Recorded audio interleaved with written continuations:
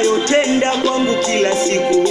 Na muinua Yesu, tazama alikuja kwangu akanifia, akapigwa umbo lake likapotea, ili kunipata mimi niliyeshindwa, akaniimarisha.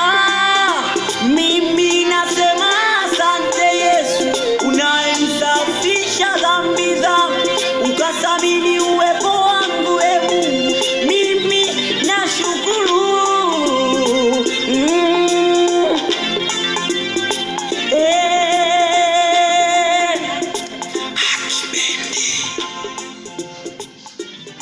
Haleluya.